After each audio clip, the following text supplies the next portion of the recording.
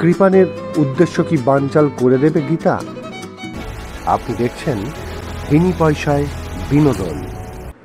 গীতা বড়বাবুকে বলে অঙ্কিতের ফোনটা ট্র্যাপ করার জন্য, এবং অঙ্কিতকে বারে বারে গীতা ফোন করে, এবং বড়বাবু সেই ফোন নাম্বার ট্র্যাপ করে জানতে পারে সেইখানে গীতা, বড়বাবু এবং স্বস্তিক সকলে মিলে পৌঁছায় এবং সঙ্গে পুলিশ নিয়ে। সেখানে হঠাৎ আওয়াজ পেয়ে ঢালি একের পর একটা গুন্ডাকে পাঠাতে থাকে। একের পর এক গুন্ডাকে মেরে মেরে সাহেস্তা করে দেয় গীতা, এবং ঢালি তখন অঙ্কিতকে নিয়ে অন্য সাইড দিয়ে পালিয়ে যাচ্ছিল। সেখান থেকে অঙ্কিতকে উদ্ধার করে এবং ঢালিকে মেরে পুলিশের জিপে তুলে নেয় বড়বাবু।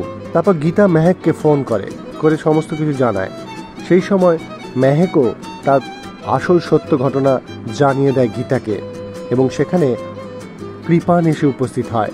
এবং কৃপান যখন জানতে চায় কে ফোন করেছে বলে ফোন তুলে নেয়, এবং গীতা তখন জানায় বিয়ের ব্যাপারে ফোন করছিলাম। তারপরে তারা ব্যানার্জি বাড়িতে পৌঁছায়। গীতা মেহেককে সাজিয়ে দেবে বলে তারা রতিকে সেখান থেকে সরিয়ে গীতা ঢুকে পড়ে এবং তাকে একটি শাড়ি দিয়ে আসে, শাড়ির নিচে একটি রিভলভার, যে প্রয়োজনে এটা তুমি তোমার আত্মরক্ষার জন্য রাখবে। কৃপানের উদ্দেশ্য কি বানচাল করে দেবে গীতা?